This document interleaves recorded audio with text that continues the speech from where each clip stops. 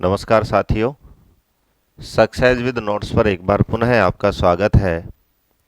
पिछले वीडियो में हमने जो दो संधि थी उनके बारे में चर्चा करी थी और वो जो दो संधि थी उनमें पहली संधि थी गुण संधि और दूसरी जो संधि थी वो हमारी थी वृद्धि संधि।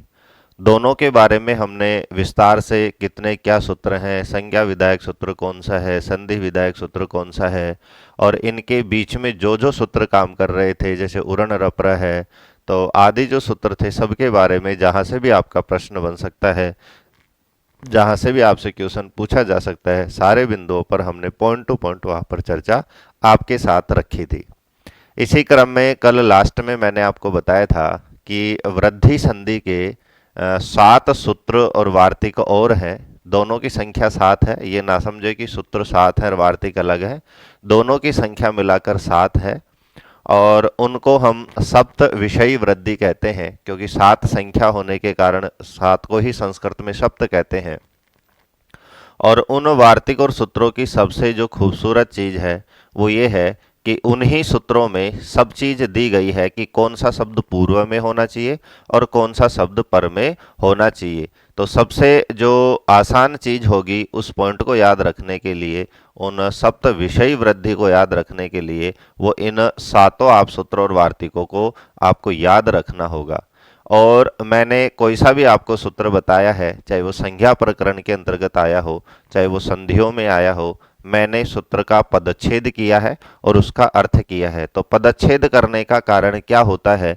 तो पदच्छेद करने से आपको जो सूत्र है वो जल्दी याद होता है क्योंकि संस्कृत में हम किसी भी चीज़ का अर्थ करके और फिर उसको याद करते हैं उस शब्द का क्या अर्थ है, कौन सी उसमें विभक्ति है, कौन सा उसमें समास है, कौन सी संधि है। तो यदि इस तरह से हम उस बिंदु के बारे में, सूत्र के बारे में, शब्द को यदि खोल करके उसमें जो जो चीज़ें हम सबको याद करते हैं तो हमारे तुरंत याद आ जाती है और तुरंत हमारे जो स्मृति पटल है उसमें परमानेंट हमेशा हमेशा के लिए वो पॉइंट याद हो जाता है। तो चलते हैं सप्त विषयी वृद्धि की तरफ। कौन कौन से उसमें सूत्र और वार्तिक होंगे, किस तरह से हमें कैसे उनको लागू करना है, कौन कौन से उनके उदाहरण हैं, सारी चीज़ें आज की इस वीडियो में हम डिस्कस करेंगे। तो आज का जो वीडियो है और आज का जो हमारा पॉइंट है वो है सप्त विषयी वृद्धि। कल भी इस शब्द को मैंने लिखकर बताया था और वहाँ पर मैंने आपको बताया था कि यदि इन सातों सूत्रों को आज ही हम लेते हैं तो हमारा जो वीडियो था वो बहुत बड़ा हो सकता था और बड़ा होने के साथ साथ उनमें बहुत सारी जो चीज़ें हैं वो हमें एक दूसरे से टकरा करके और वहाँ पर मिक्स होने के कारण हम कंफ्यूज भी हो सकते थे। तो अलग से वीडियो है, अलग से आपको इनके नोट्स बनाना है, ऊपर ही ऊपर आपको लिखना है सप्त विषयी वृद्धि। तो चलते हैं, सबसे पहला जो इसका सूत्र है, कौन कौन सा वार्तिक है, कौन सा सूत्र है, मैं उसके सामने लिखूंगा। तो सबसे पहले हम बात करते हैं सूत्र के बारे में। पहला जो हम लिख रहे हैं ये सूत्र है।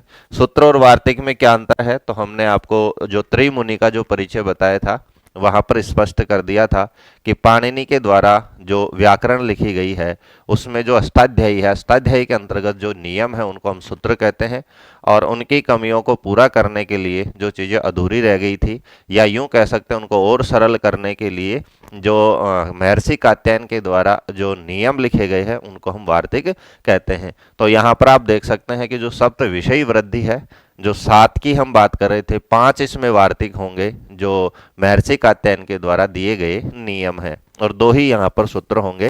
तो पहला जो है वो सूत्र है और सूत्र है एते धत्यूटसु। ये सूत्र है, ये महर्षि पाणिनि की जो अष्टाध्यायी है उसमें लिखा हुआ है। तो एते धत्यूटसु। तो सबसे पहले हम, क्योंकि सप्त विषयी वृद्धि में जैसे ही हम शब्दों का पदच्छेद करेंगे, सूत्र में जो शब्द है उनको अलग अलग करेंगे तो वहां पर जो हमारा अर्थ है वो बिल्कुल क्लियर हो जाएगा। तो मैं पदच्छेद करता हूं, आपको भी जो नोटबुक है उसमें पदच्छेद भी साथ में लिखना है। तो यहाँ पर पहला जो पद है वो है एति। यहाँ पर यण संधि हुई है, यण संधि हम पढ़ चुके हैं कि ई के बाद में कोई असमान स्वर आता है तो ई के स्थान पर यह हो जाता है। तो यहाँ पर हम देखते हैं यह में ए है तो अगला जो पद है वो है एधति। यहाँ पुनः यण संधि हुई है कि तय यहाँ पर पुनः आधा है और यहाँ पर यह हो गया है, आगे जो ऊ था वो इसमें मिल गया है, तो तीसरा जो पद है वो है ऊटसु। तो इस तरह से हमने अलग अलग पदों को यदि यहाँ करते हैं, पहला जो सप्त विषयी वृद्धि जो हमारा टॉपिक है, तो एते धत्ति ऊटसु में 3 पद हैं, एति, एदति और ऊटसु। अब इनका अर्थ करने में हमें बहुत ही आसानी होगी। यहाँ पर ये तीनों पदों को मिला करके एक पद यहाँ पर बनाया गया है, क्योंकि यहाँ पर आप देख सकते हैं सुप प्रत्यय अंत में लगा हुआ है। और हमने जब पद संज्ञा पढ़ी थी सुप्तिंगंतम पदम, तो वहां पर 21 सुबंत प्रत्यय आपको बताए थे। तो जो सुप प्रत्यय कौन सी विभक्ति में आता है, तो हम देखते हैं कि सप्तमी का जो बहुवचन है गी और सुप, तो सप्तमी का ये बहुवचन है, तो तीनों पदों को मिलाकर एक पद बनाकर यहाँ पर सप्तमी जोड़ दी गई थी। तो यहाँ हम देखते हैं कि ये सप्तम्यंत पद है। और ये चीज ज्ञान होने का हमें फायदा मिलता है कि जिस भी पद में सप्तमी होती है उसका मतलब होता है पर में। तो यहाँ पर अर्थ निकल कर आता है कि एति, एधति और ऊटसु शब्द कहाँ होने चाहिए? पर में होने चाहिए। किसके पर में होने चाहिए? तो ए या आके, क्योंकि वृद्धि में हमने जो पूर्व वर्ण पढ़े थे वृद्धि रेचि में, तो वृद्धि रेचि में हमने पढ़ा था कि ए वर्णाद एची परे, कि ए वर्ण के बाद में एच प्रत्याहार यदि आ रहा हो तो पूर्व पर हो, पहले और बाद का जो शब्द है उनमें वृद्धि एक आदेश हो जाता है। तो यहाँ पर सीधा सा जो डायग्राम निकल कर आएगा अर्थ में, वो हमारे सामने निकल कर आएगा कि ए या आ के बाद में कौन कौन सी धातु हो। तो यहाँ पर धातु की हम बात करें तो एति में इण धातु है और एधति में एध धातु है और यहाँ पर ऊट शब्द है। यदि ये तीनों शब्द बाद में आ रहे हैं तो वहां पर हो जाएगा वृद्धि एकादेश। अब यहाँ पर एक चीज हमें और नोटिस करनी है कि यहाँ पर जो वृत्ति हम इसकी पढ़ेंगे तो वृत्ति में आ रहा है जो इण धातु है और जो एद धातु है ये एजादी होनी चाहिए, एच धन आदि। कहने का तात्पर्य है कि जब इण धातु के हम 10 लकारों में रूप पढ़ेंगे या एद धातु के अन्य लकारों में रूप पढ़ेंगे तो जरूरी नहीं है कि हर जगह एच प्रत्याहार आदि में यानी प्रारंभ में आए। तो सबसे जो नोटिस करने की जो चीज है वो हमें यही है कि ए या आ के बाद में इण धातु का और एद धातु का ऐसा रूप हमारे सामने आना चाहिए जिसके प्रारंभ में क्या हो? एच प्रत्याहार हो। एच का मतलब है ए, ओ, आई और औ। तो एजादी प्रत्यय उसके प्रारंभ में होने चाहिए। तो इस तरह से हम देखते हैं तो ए मुख्य रूप से आपको ए वहां पर मिलता है। तो इस तरह से आपको याद रखना है, पहला जो सप्त विषयी जो वृद्धि है उसका जो पहला सूत्र है एते धत्ति ऊटसु। शब्द इसमें देखते हैं 3 शब्द हैं, एति, एदति, ऊटसु, यण संधि और सु यहाँ पर सप्तम्यंत का जो उसका सूचक है। तो इस तरह इनको हम इधर रखते हैं और पूर्व में हम जो वृद्धि रेचि सूत्र था वहां से अनुवृत्ति करते हैं कि ए या आ के बाद में इण धातु और एद धातु का ऐसा रूप हो जिसके प्रारंभ में ए आ रहा हो, तो वहां पर हम वृद्धि कर देते हैं। यहां पर हम देखते हैं कि यहाँ पर कोई दिक्कत नहीं है, लेकिन जब ऊठ में हम देखेंगे तो यहाँ पर आप देख सकते हैं कि ये गुण संधि का बाधक है। बाधक कैसे है? क्योंकि गुण संधि में हमने पढ़ा था कि ए या आ के बाद में उ आता है तो वहां पर गुण होता है, गुण होता था ओ। तो यहाँ पर हम सप्त विषयी वृद्धि में देखेंगे कि मोस्ट ऑफ यहाँ पर गुण का जो अपवाद है, गुण को बांधा गया है, गुण को बांध कर कार्य किया गया है। तो यहाँ पर हम रूप बनाते हैं जैसे उप, धन, एति। तो यहाँ पर हम देखते हैं यहाँ पर उप है यानी ए है, यहाँ पर एति यानी इण धातु का रूप है, तो हमारे सामने रूप बनेगा उपैति। इसी तरह से हम देखते हैं उप, धन, एधते, तो यहाँ पर हमारा रूप बनेगा उपैधते। एधते, एदेते, एधनते आत्मनि पद हम जब एद धातु के देखते हैं तो वहां पर एदते बनता है, तो उपधन, एदते, उपैदते। इसी तरह से हम देखते हैं प्रधन, ऊह। तो यहां पर आप देखेंगे कि प्र में ए है, इधर दीर्घ ऊ है तो होना चाहिए था हमारा गुण ओ, लेकिन यहाँ पर स्पेशल सूत्र बन गया कि यदि ए या आ के बाद में ऊह शब्द आ रहा है तो वहां पर हमको कौन सा करना है, यहाँ पर हमें वृद्धि संधि करनी है। तो हमारा रूप बनेगा प्रोह। कैसे बनेगा? क्योंकि पैमे से यहाँ पर ए हमने बार निकाला है, यहाँ था तो ए और उ एक आदेश जब हम करते हैं तो हमारा वृद्धि में होता है औ। अब वापस पुनः पूर्व जो हमारा अर्धमात्रिक व्यंजन था उसमें मिलता है और हमारे पास बचता है। तो इस तरह से ये जो तीनों उदाहरण हैं वो हमारे कौन से सूत्र के हैं? एते धत्यूर्सु। तो ये पहला हमारा सूत्र था जिसके आपके सामने हमने चर्चा करी है। अब हम बात करते हैं जो वार्तिक हैं उनके बारे में हम बात करते हैं कि कौन कौन से वो जो सप्त विषयी वार्तिक हैं जिनकी यहाँ पर हम चर्चा करेंगे। दूसरे नंबर पर हम देखते हैं कि 2 नंबर की हम बात करें तो 2 नंबर पर हम लिखते हैं वार्तिक। तो साथियों आपको भी नोट करते रहना है कि कौन सा सूत्र है और कौन सा वार्तिक है, क्योंकि जो 7 हैं उसमें से 5 वार्तिक हैं और 2 सूत्र हैं। तो सबसे पहले जो हमने एते धत्यूर्सु पढ़ा था वो हमारा सूत्र था। दूसरे नंबर पर आता है हमारा वार्तिक, और वार्तिक है अक्षा दोहिन्या उपसंख्यानम। अक्षा उपसंख्यानम। तो इसी तरह से हम देखते हैं इसके भी हम पदच्छेद करते हैं। तो पदच्छेद आपको भी लिखना है, पुनः आपको बता रहा हूं, क्योंकि पदच्छेद करने से आपको चाहे सूत्र भी याद नहीं रहेगा तो आपको ये याद रहेगा कि कौन सा पद होना चाहिए। जैसे उसमें हमने पदच्छेद किया एति एदति ऊडसु 3 थे, तो स्पष्ट क्लियर है कि एति आएगा, एदति आएगा या ऊडसु शब्द आ जाए और पूर्व में ए या आ हो। इसी तरह से यहाँ पदच्छेद देखते हैं तो पहला जो पद है वो पंचम्यंत है। तो पंचम्यंत है अक्षात, यहाँ पर जस्व संधि हुई थी। और अगला जो पद है वो है ऊहिन्याम, और अगला जो पद है वो है उपसंख्यानम।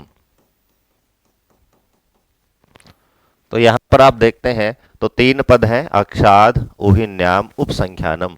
तो यहां पर आप देखते हैं इसमें पंचमी है और इसमें सप्तमी है। जैसे नदी शब्द का बनता है नद्याम, तो उहिनी का बनेगा उहिन्याम। तो इस तरह से हम देखते हैं तो स्पष्ट यहां पर अर्थ निकल कर आता है कि अक्ष शब्द के बाद में,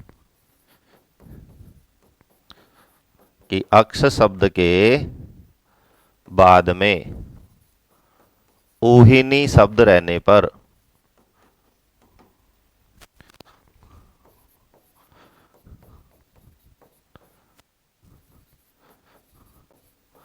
वृद्धि एकादेश होता है।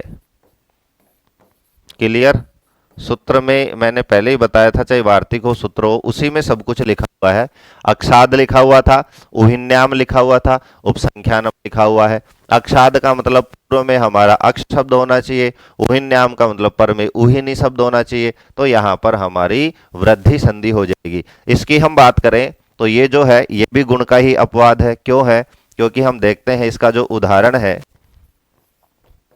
उदाहरण है अक्ष धन ऊहिनी।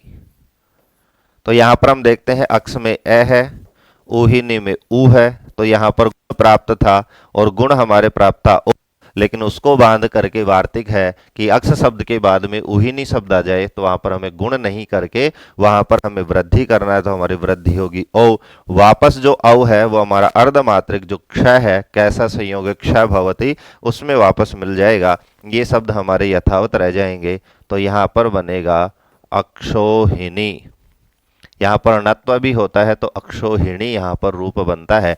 तो इस तरह से हम देखते हैं कि केवल स्पेशल इसका एक ही सूत्र है, एक ही उदाहरण है कि अक्ष शब्द के बाद में ऊहिनी शब्द आ जाए तो वहां पर गुण ना हो करके, इसीलिए बनाया है स्पेशल कि यहाँ पर क्योंकि हमें गुण संधि प्राप्त थी तो हम गुण ना कर दें, वहां पर हमें वृद्धि करनी है। इसीलिए यहाँ पर उदाहरण बना अक्षोहिणी, और इसके लिए वार्तिक बनाना पड़ा अक्षादुहिन्याम उपसंख्यानम, कि अक्ष शब्द के बाद में उहिनी शब्द आ जाए तो वहां पर हमें गुण ना करके वहां पर हमें वृद्धि करनी है। यहाँ पर सूत्र है, पदच्छेद है, उसका अर्थ है, और यहाँ पर उसका उदाहरण है। यहाँ तक क्लियर। तो हम चलते हैं तीसरे नंबर की तरफ। तो तीसरा जो हमारा वार्तिक होगा, क्योंकि 5 इसमें वार्तिक हैं, तो तीसरा जो हमारा वार्तिक है, नोट कीजिए, यहाँ पर नंबर 3 डालिए, और तीसरा जो वार्तिक है वह शब्द इसमें आप लिख लीजिए। तो प्रादुहो ढो शेषु, तीसरा वार्तिक है। यहाँ पर थोड़ा सा इसको क्लीन करते हैं। तीसरा हमारा वार्तिक है, और वार्तिक प्रादु होढोढ्ये शैशेषु, ये हमारा तीसरे नंबर का वार्तिक है। पदच्छेद करते हैं, तो पदच्छेद में सारे पद हमारे सामने निकल कर आ जाएंगे, और उन पदच्छेद से हमें अर्थ भी क्लियर हो जाएगा कि वहां पर हमें क्या करना है। तो पहला है प्र, दूसरा शब्द है ऊह, यहां से हम प्र निकाल लेते हैं। तो सॉरी, यहाँ पर पंचम्यंत पद है, तो पंचम्यंत है प्रात। यहाँ पर द था तो उसकी जगह हमने तय कर लिया है। तो जस्व संधि में तीसरा वर्ण होता है तो प्रात। अब यहाँ से शब्द चालू होते हैं। तो पहला शब्द है ऊह, दीर्घ ऊ है तो हमें दीर्घ ऊ रखना है। उसके बाद में आप यहाँ देखते हैं गुण हुआ था, तो यहाँ पर भी ऊ था, और यहाँ पर ढ है, तो तीसरा है ऊढ़। और तीसरा वर्ण यहाँ पर हम देखेंगे ऊढ़ी, यहाँ पर यण संधि हुई है क्योंकि ढ यहाँ पर आधा रह गया। एक बार पदच्छेद करते हैं फिर हम संधि देखते हैं। तो ऊढ़ी, उसके बाद में हम देखते हैं एस, और उसके बाद में हम देखते हैं एश्य, और यहाँ पर लास्ट में यहाँ पर सप्तमी यहाँ पर जोड़ी गई है। तो यहाँ पर हम देखते हैं इसमें हम पंचमी करते हैं, और इनमें शब्द में एक पद बना करके और वहां पर विभक्ति जोड़ी गई है सप्तमी। पंचमी और सप्तमी यदि हमारे समझ में आ गई तो यहां पर हमारा जो अर्थ है वो बिल्कुल क्लियर है। प्रात का मतलब है, कल भी मैंने समझाया था, मूल शब्द यहां पर प्र है, अकारांत है, तो यहां पर अकारांत रूप राम की तरह चलते हैं। तो राम का पंचमी में एक वचन बनता है रामात, तो प्र का क्या बनेगा प्रात। तो इस तरह से हम देखते हैं, तो इसका अर्थ निकल कर आएगा, अर्थ की हम बात करते हैं तो अर्थ निकल कर आएगा कि प्र शब्द के बाद में, पंचमी का अर्थ होता है पूर्व में, तो यहाँ पर हम धन का चिन्ह लगाते हैं, तो प्र हमारा पूर्व में होना चाहिए। और ये इन सब में सप्तमी है, तो ये शब्द आगे हो। कौन कौन से शब्द आगे हो?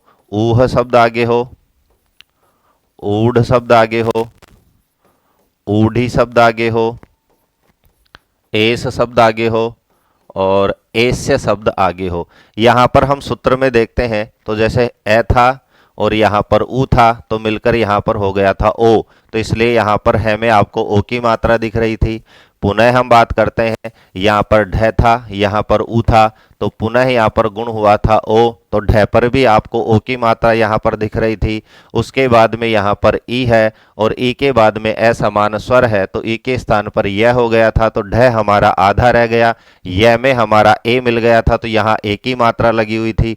वापस हम देखते हैं तो एस का ए है और एस्य का ए है, तो वृद्धि संधि हमने पढ़ी थी कि ए और ए मिलकर के आई हो जाता है, तो यहाँ आई की मात्रा हमने लगाई थी, और यहाँ पर ए और सु जो है वो सप्तमी का सूचक है। तो यहाँ पर हर पदों में संधि करके और एक पद यहाँ पर सप्तमी बनाया गया था। तो पदच्छेद में आपको जब हम जैसे ही इनके टुकड़े करते हैं सारे शब्द यहाँ पर क्लियर हमारे सामने हो जाते है कि प्र शब्द पूर्व में होना चाहिए। प्रात से यहाँ पंचमी है तो प्र शब्द पूर्व में होना चाहिए। ऊह, ऊढ़, ऊढ़ी, एस और एस से शब्द आगे हो, तो यहाँ पर हमारी कौन सी संधि होगी? वृद्धि संधि होगी। ये भी गुण का अपवाद है। यहाँ पर आप देखते हैं कि 3 जो शब्द आए हैं उनमें ऊ है, तो ए और ऊ जो है वो मिलकर गुण होते हैं, लेकिन यहाँ पर हमें वृद्धि करनी है। उदाहरण एक एक लेते हैं, जैसे प्रधन ऊह, तो हमारा रूप बनता है प्रौह। इसी तरह से हम देखते हैं प्रधन ऊढ़, तो बनता है प्रौढ़। इसी तरह से हम देखते हैं प्रधन ऊढ़ी, रूप बनता है प्रौढ़ी। तो यहाँ पर आगे जितने शब्द हैं उतने ही हमारे उदाहरण होंगे, इससे आगे हमें नहीं बढ़ना है क्योंकि सब कुछ इसमें लिखा हुआ है। उसी तरह से हम देखते हैं प्रधन एषः, तो बनता है प्रेषः। उसी तरह से हम देखते हैं प्रधन एष्यः, तो रूप हमारा बनता है प्रेष्यः। क्लियर? तो सूत्र हमें याद रखना है, वार्तिक हमें याद रखना है प्रादु हो डोढ्यशेषु, यानी प्र पूर्व में हो, ऊह ऊढ़ ऊढ़ी एस और एस शब्द ये 5 वर्ण आगे हो तो वहां पर इनको दोनों को मिला करके हमें वृद्धि एक आदेश वहां पर करना है। तो इस तरह से हमारा ये तीसरा वार्तिक था। क्लियर? आप इनको नोट कर लीजिए। और सबसे जो सरल इसको यदि याद रखना है तो आपको जो 7 जो वार्तिक सूत्र है इनको आप रट लीजिए, इनका पदच्छेद आप रट लीजिए और पदच्छेद के साथ ही उनका सूत्र और उदाहरण आपके वहां पर याद हो जाएंगे। चलते हैं चौथे वार्तिक की तरफ।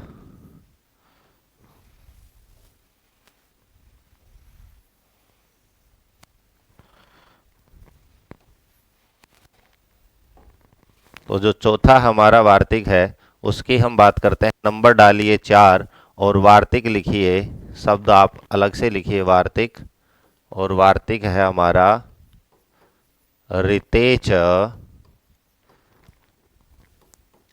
तृतीया समासे।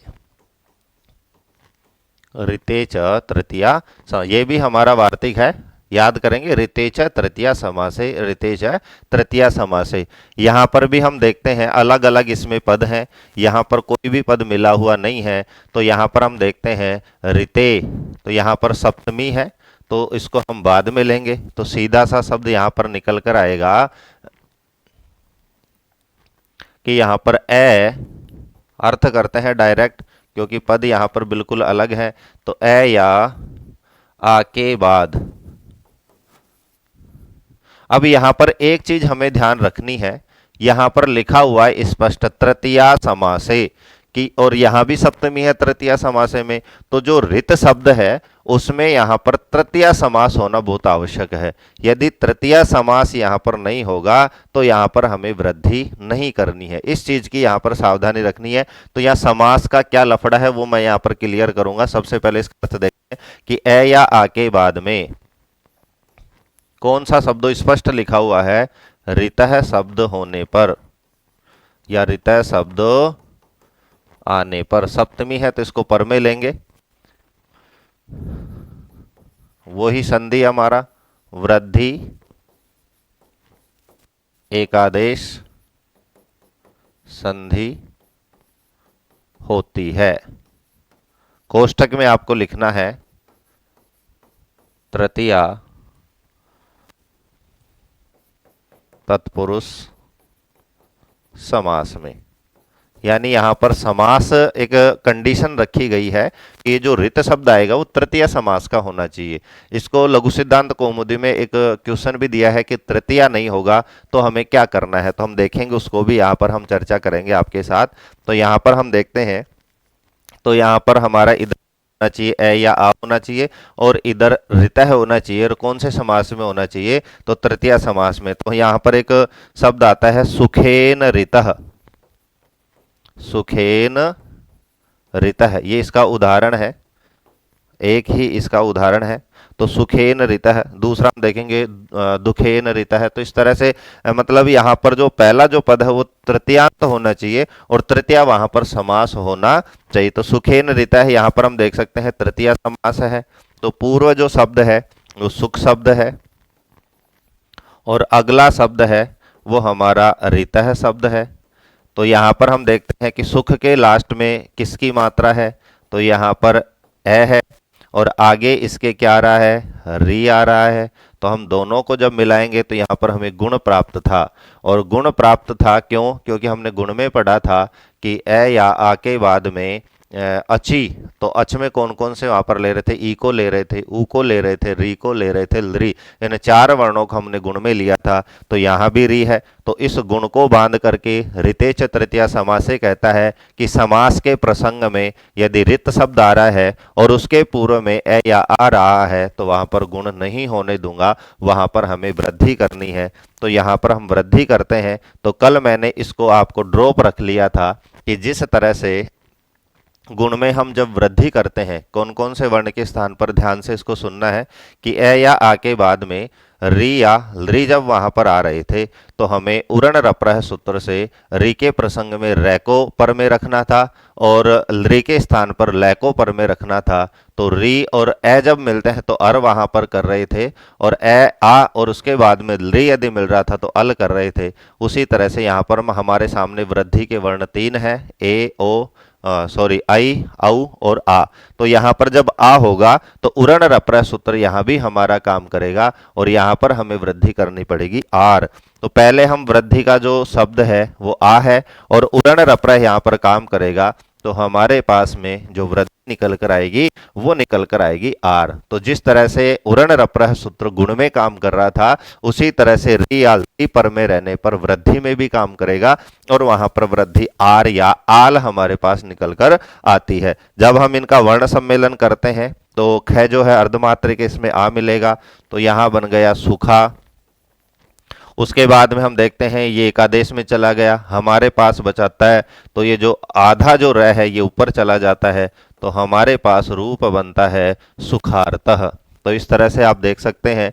तो स्पेशल इसका वार्तिक है ऋतेच तृतीया समासे, कि रित शब्द यदि तृतीया समास के प्रसंग में है तो ए या आ पूर्व में रहने पर वहां पर वृद्धि एकादेश वहां पर हमें करना है। तो ये हमारा चौथा वार्तिक था सप्त विषयी वृद्धि में। अब हम चलते हैं पांचवें वार्तिक की तरफ।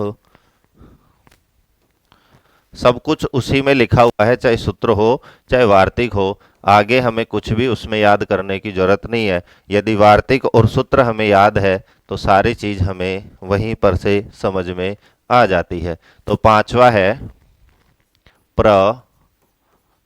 प्रवत्सतर कंबल वसनान दशानाम ऋणे। इसमें भी बहुत सारे शब्द हैं। जब पदच्छेद करेंगे तो कौन कौन से शब्द हैं सारे आपके सामने क्लियर हो जाएंगे। तो पहला जो शब्द है वो है प्र। पदच्छेद देखते हैं, टाइम जरूर लगेगा लेकिन समझना बहुत आवश्यक है। स्लो चल रहे हैं आज के इस टॉपिक में, क्योंकि टॉपिक ही ऐसा है, क्योंकि यहाँ पर सब कुछ उसी में लिखा हुआ है तो उसको समझना एक एक पॉइंट को जरूरी है। तो पहला जो शब्द है वो है प्र, दूसरा है वत्सतर, यहां तक लेंगे। तीसरा शब्द है कंबल, कंबल के बाद में शब्द है वसन, वसन के बाद में शब्द है ऋण, और ऋण के बाद में शब्द है दसन, और उसके बाद में लास्ट में लिखा हुआ है ऋणे। इसको हम अलग रखेंगे ऋणे। इसको अलग क्यों रखेंगे? क्योंकि ऋणे में जो विभक्ति है वो है सप्तमी। तो सप्तमी से बार बार मैंने इतनी बार आपको बताया, समझ गए होंगे कि यहाँ पर जो मुख्य शब्द है वो ऋणे है, तो ऋणे का मतलब सप्तमी है। तो ऋण शब्द कहाँ होना चाहिए? बाद में। बाकी ये जो शब्द है ये कहाँ होने चाहिए? पूर्व में। तो देखा ना, इसी में सब कुछ लिखा हुआ है। यदि आपने पदच्छेद समझ लिया सप्त विषय वृद्धि के अंतर्गत तो सारी चीजें वहीं पर आपकी क्लियर हो जाएगी। वापस चलते हैं कि प्र के बाद में ऋण शब्द हो, वत्स तर के बाद में ऋण शब्द हो, कंबल के बाद में ऋण हो, वसन के बाद में ऋण हो, और री के बाद ऋण के बाद में ऋण हो, यहाँ पर ऋण शब्द है, और दसन के बाद में ऋण हो। तो इसी तरह से यानी दसन भी इसको कह सकते हैं, ये षष्ठी का बहुवचन था। यहाँ पर 10 शब्द हमें ग्रहण करना है या फिर 10 शब्द हो तो उसके स्थान पर हमें वृद्धि एकादेश वहां पर हमें करना है। प्राप्त कौन सी संधि थी? प्राप्त यहाँ पर गुण थी सभी स्थिति में, क्योंकि ए के बाद में री है, ए के बाद में री है, ए के बाद में री है, न के बाद में री है, और यहाँ पर ऋण के बाद में भी री है, और यहाँ पर 10 के बाद में भी ऋण है। तो यहाँ पर आप देख सकते हैं कि यहाँ पर हमें गुण प्राप्त था, लेकिन गुण को बांध करके यहाँ पर हमें वृद्धि करनी है, और वृद्धि से आपको समझना है कि यहाँ पर उरण रप्रह सूत्र काम करेगा। तो हर जगह हमें आर वृद्धि करना है। वृद्धि हमारे पास आ है, क्योंकि 3 ही वर्ण है, आई है, औ है और आ है, लेकिन आ के प्रसंग में यदि री आ रहा है साथ में, तो आर हमें वहां साथ में लेकर चलना है। तो करते हैं, एक एक उदाहरण देखते हैं। सब कुछ यहाँ आपके सामने है। तो यहाँ पर प्रधन ऋणम, तो यहाँ पर बनेगा प्रारणम। कैसे बनेगा? यहाँ पर ए है और यहाँ पर री है, ए और री मिलकर यहाँ पर वृद्धि होती है आर। आ जो है वो हमारा वापस पूर्व जो व्यंजन है उसमें मिलेगा, आधा जो र है वो अग्रिम जो हमारा व्यंजन है उसके ऊपर चला जाएगा, तो यहाँ पर बनेगा प्रारणम। उसी तरह से वत्सर शब्द लेते हैं, वत्सतर, आगे हम ऋण लिखते हैं, रूप मिलकर आता है, यहां तक हमें सेम लिखना है। यहां पर इसमें आ हम लिखते हैं, वापस जो हमारा आधार है इसके ऊपर जाएगा, तो वत्सराणम। तो इस तरह से यहां पर हमारा रूप बनेगा कि यहां पर जो र था उसमें ए है, इधर री है, तो ए और री मिलकर यहाँ पर वृद्धि होगी आर। पुनः जो आ है वो पूर्व जो र था उसमें मिलेगा, आधा जो हमारा र है वो वापस इसके ऊपर जाएगा, तो वत्सरणम हमारा रूप यहाँ पर बनता है।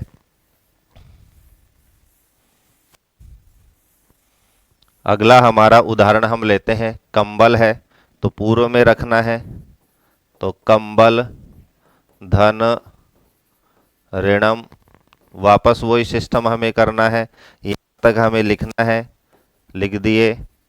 उसके बाद में ल था, वापस आर का आ मिलेगा, तो ये ला हो जाता है। वापस ये एकादेश में चला गया था, आधार है इसके ऊपर जाएगा, तो कंबलारणम। यहाँ पर हमारा कंबलारणम, कंबल ऋणम को जब हम जोड़ते हैं तो हमारा रूप बनता है कंबलारणम। आगे हम देखते हैं इसी तरह से, वसन धन ऋणम है,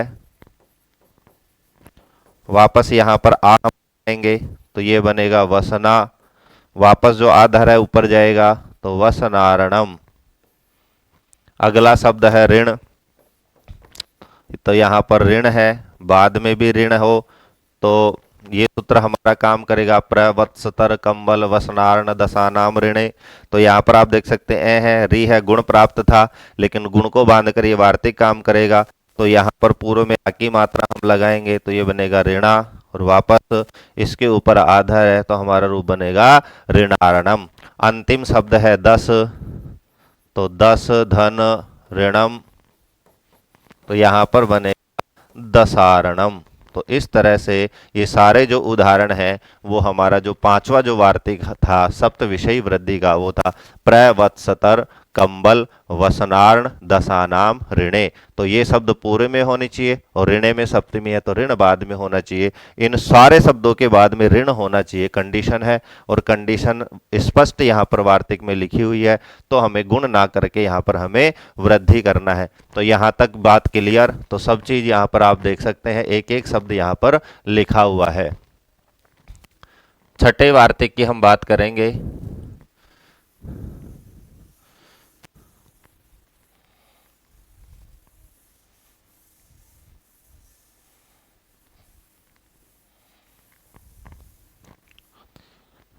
तो छठा हमारा वार्तिक है, यहाँ पर हम 6 नंबर डालते हैं, और छठा है स्वादि रे ऋणो। वार्तिक में यहाँ भी सब कुछ लिखा हुआ है, स्वादि रे ऋणो। इसका अर्थ क्या होगा कि स्व शब्द के बाद में दो ही शब्द हैं, तो पहला शब्द है स्व, तो स्व शब्द के बाद में इर या,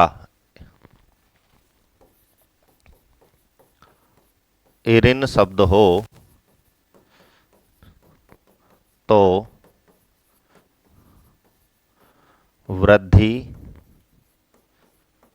एकादेश होता है। नोट कीजिए, स्पष्ट है। स्वादिर ऋणो स्व और इर और इरिन शब्द आगे हो तो वहां पर भी हमें कौन सी संधि करनी है, तो वहां पर भी हमें कौन सी संधि करनी है, वृद्धि। प्राप्त कौन सी थी, तो प्राप्त में हम देखेंगे कि स्व के अंत में ए है और इर या इरिन के शुरुआत में दीर्घ ई है, तो यहाँ पर हमें गुण प्राप्त था, ए प्राप्त था। लेकिन यहाँ पर स्पेशल वार्तिक बना है कि स्वादि रे ऋणो, कि स्व शब्द के आगे इर या इरिन शब्द आ जाए तो वहां पर हमें गुण ना करके यहाँ पर वृद्धि करना है। तो फिर मैं आपको बता रहा हूं कि वृद्धि के ये जो 7 वार्तिक और सूत्र हैं, इनमें मोस्ट ऑफ किसको बांध कर काम किया गया है, गुण को बांध कर, कि हमारा जो प्रश्न है वो गलत ना हो जाए। इसीलिए यहां पर इसमें वृद्धि के लिए अलग 7 जो वार्तिक सूत्र हैं वो बनाए गए हैं। तो उदाहरण देखते हैं।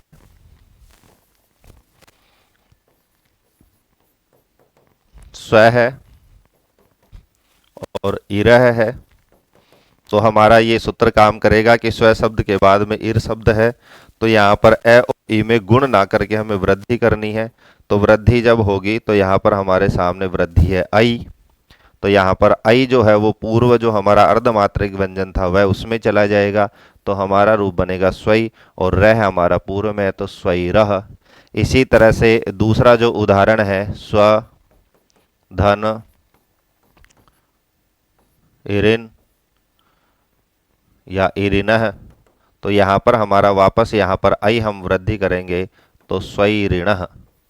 तो इस तरह से हमारे ये 2 उदाहरण हैं और इसमें 2 के बारे में कहा गया है कि स्व शब्द के बाद में या तो इर शब्द हो या इरिन शब्द हो, तो हमारा जो रूप बनेगा वो बनेगा स्वई ऋणः। तो यह हमारा छठा वार्तिक था। तो 7 जो सूत्र वार्तिक थे, इसमें जो जो वार्तिक थे वो हम कंप्लीट कर चुके हैं। 5 हम वार्तिक पढ़ चुके हैं। पहला हमारा सूत्र था एते धत्युड़सु, उसके बाद में हम जो कंटिन्यू पढ़ते आ रहे वो सारे वार्तिक थे। अब लास्ट की तरफ चलते हैं, तो लास्ट में भी हमारा जो है वो हमारा सूत्र है।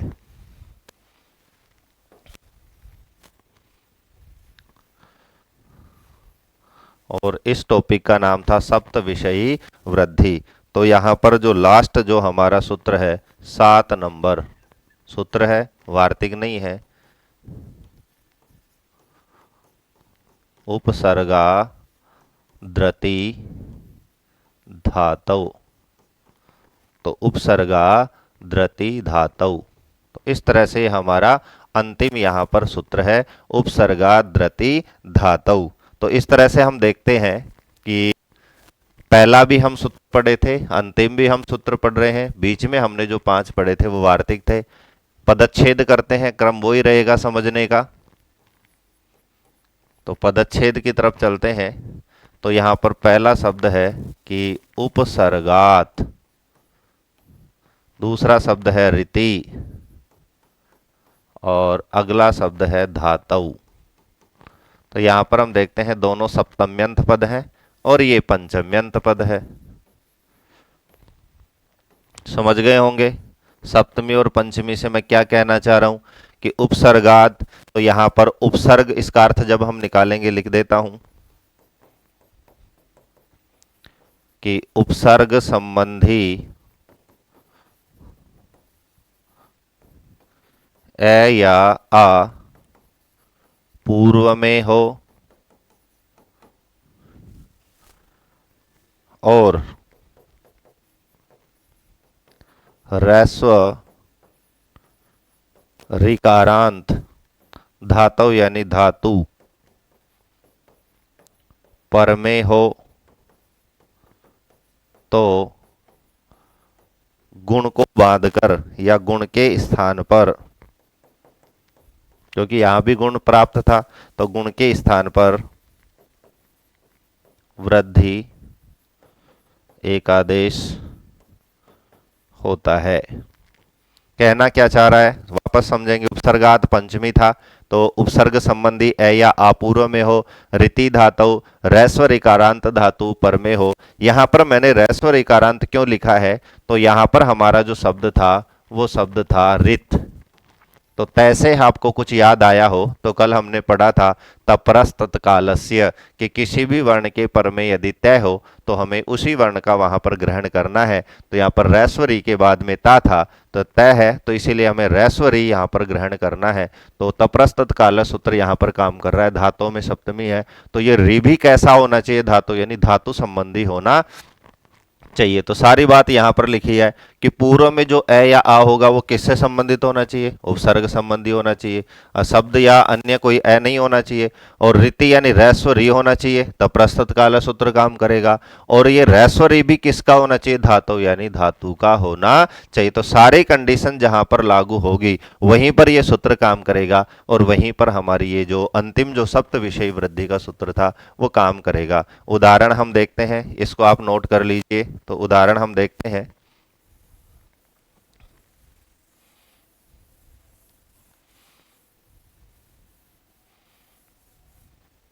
तो 22 उपसर्ग में एक उपसर्ग आता है प्र एक उपसर्ग है और प्र उपसर्ग में ए आता है। उसके बाद में एक धातु है रिच्छति।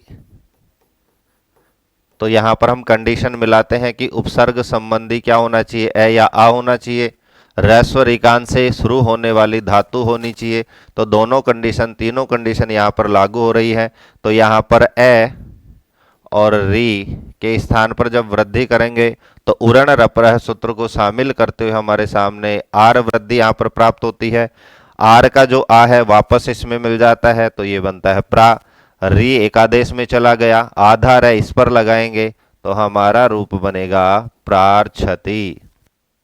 इसी तरह से हम देखते हैं एक उपसर्ग और है उप, इसके लास्ट में भी ए है, वापस इसी धातु को हम लेते हैं रिच्छति। तो इसका जो रूप बनेगा वो बनेगा उपार्छति। तो इस तरह से आज हमने सप्त विषयी जो धातुएं थी, सप्त विषयी जो वृद्धि थी वो हमने यहाँ पर चर्चा करी है। अब मैं आपको एक चीज वहां पर मैं आपको लिए छोड़ दिया था कि वहां पर ऋतेच तृतीया समास से जो वार्तिक आया था तो वहां पर तृतीया क्यों कहा गया था, वहां पर मैंने आपको कहा भी था कि इसके बारे में मैं आपको बताऊंगा, लेकिन वहां पर बताए नहीं थे तो उसको समझ लीजिए। तो वहां पर हमारा उदाहरण था ऋतेच तृतीया समास से जो वार्तिक था कि सुखेन ऋतः। तो सुखेन ऋतः में या तृतीया समास था, इसलिए ऋतेच तृतीया समास से हमारा जो वार्तिक था वो काम कर रहा था। यदि वहां पर सूत्र में तृतीया समास से ना लिखते और ऋतेच लिखकर वहां छोड़ देते तो क्या होता, तो वहां पर हर जगह दूसरे समास में भी हमें वहां पर वृद्धि करनी पड़ती। जैसे एक उदाहरण वहां पर लघु सिद्धांत में दे रखा है कि परमः चासौ ऋतः, ये कर्मधारय समास है चासौ। तो चैतत ऐसे जब शब्द आते हैं या दोनों में समान विभक्ति होती है तो वहां पर कर्मधारय समास में देंगे। तो परमः चासौ ऋतः, जिस तरह से ये विग्रह था, समास विग्रह इसको बोलते हैं, उसी तरह से कर्मधारय का जब विग्रह करेंगे तो इस तरह से हमारे पास शब्द निकल कर आते हैं। तो परमः चासौ ऋतः, जब इसका समास करेंगे, जैसे सुखेन का हमने सुख लिया था और ऋतः आगे लिखा हुआ था, तो यहां पर हमारी संधि हो गई थी सुखार्तः। क्यों? क्योंकि यहां पर कंडीशन पूरी हो रही थी, तृतीया समास था, इधर ए है आगे रित था। यहां हम देखेंगे तो जब पदों को मिलाएंगे तो परम यानी परम और ऋत है। तो यहां पर वर्णों की बात करें तो जैसे सुख के अंत में ए था, परम के लास्ट में भी ए है, ऋत के शुरुआत में भी री है। तो यहां पर भी यदि तृतीया समास यदि वार्तिक में नहीं कहते तो यहां भी हमें वृद्धि करनी पड़ती और यहां रूप बन जाता परमार्थः। लेकिन जब हम व्याकरण की बात करें, शुद्ध शब्द की बात करें, तो हमारे सामने जो शब्द निकल कर आता है वो हमारे सामने यहाँ पर गुण निकल कर आता है और वो बनता है परमर्तः। तो इस तरह से वहाँ पर ये शब्द हमारे गलत नहीं हो जाए, इसीलिए वहाँ पर ऋतेच तृतीया समास से वहाँ पर लिखा गया था कि जो सारी जो चीज़ें हैं वो तृतीया समास के प्रसंग में ही वहाँ पर होनी चाहिए। अन्य यदि समास है, क्रमधारय है या फिर पंचमी तत्पुरुष है, चतुर्थी है, तो वहां पर चाहे ए या आ के बाद में रित शब्द हो तो भी वहां पर हमें नहीं करना है। तो आज के इस वीडियो में हमने सप्त विषयी जो वृद्धि थी, सातों जो वार्तिक सूत्र थे उनको पढ़ा है।